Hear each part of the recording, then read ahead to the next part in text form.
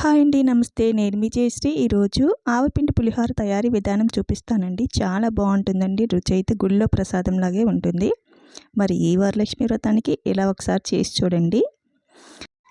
Rice మరి మెత్తగా కాకుండా కొంచెం గట్టిగా ఉండేటట్లుగా చూసుకోవాలి. నేను ఇక్కడ 1/2 కిలో బియ్యం తీసుకున్నాను. అన్నం వార్చిన 5 నిమిషాలకే తీసి చల్లార్చుకోవాలి. అప్పుడు దీనిలో ఏదైనా తడి ఉన్నట్టుగా అనిపిస్తే అదంతా ఆరిపోతుంది, రైస్ గట్టిపడుతుంది. చింతపండు ఈ మాత్రం నానబెట్టుకోవాలి. త్వరగా నానాలి అంటే కొంచెం వేడి నీళ్ళు వేస్తే త్వరగా నానిపోతుంది.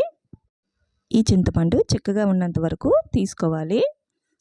ఇది కొంచెం వడకట్టినట్లుగా చెయ్యి అడ్డు పెట్టి తీసుకోవాలి, లేదంటే అడుగున మట్టి అది ఉంటుంది కదా, అదంతా దీనిలో కలిసిపోతుంది. చూసుకోవాలి. ఆయిల్ తగినంతగా వేసుకోవాలి. ఇలా వేసిన తర్వాత పల్లీలు వేయించుకుంటున్నాను. ఒక గుప్పెడు తీసుకున్నాను. పల్లీలు కొంచెం వేగిన తర్వాత పచ్చిశనగపప్పు, మినప్పప్పు, కొంచెం ఆవాలు వేసి బాగా వేయించుకోవాలి. పోపు మంచి కలర్ వచ్చే వరకు వేయించుకోవాలి. 2 ఎండుమిరపకాయలు, ఒక 3 పచ్చిమిరపకాయలు, చిన్న అల్లం ముక్కలు, కాస్త కరివేపాకు వేసి వేయించుకోవాలి. ఈ పచ్చిమిరపకాయలు బాగా వేగే వరకు వేయించుకోవాలి. ఇవి బాగా వేగిన తర్వాత మనం ముందుగా తీసి పెట్టుకున్న చింతపండు గుజ్జుని వేసేసుకుందాం.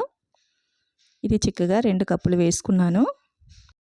పులుపు చిక్కగా తీసుకుంటే త్వరగా మరిగిపోతుంది, రుచి బాగుంటుంది. ఇప్పుడు దీనిలో రుచికి సరిపోయినంత కల్లుప్పు వేసుకోవాలి. ఇప్పుడు దీనిలో పసుపు వేసుకోవాలి. ఇలా ఆయిల్ పైకి వచ్చే వరకు, చిక్కగా అయ్యే వరకు ఉడికించుకోవాలి. ఇప్పుడు ఈ చల్లారిన రైస్లో వేసేసుకుందాం. ఇలా వేసి మొత్తం కలిపేసేయాలి.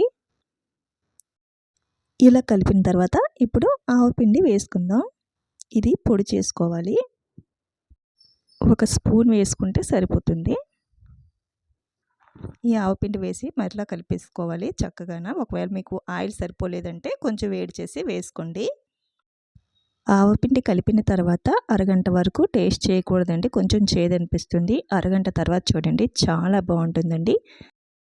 నచ్చిందండి నేను చేసిన రెసిపీ? నచ్చితే ఒక లైక్ చేసి సబ్స్క్రైబ్ చేసుకోండి, బెల్ ఐకాన్ ఆన్లో ఉంచుకోండి. Thanks for watching.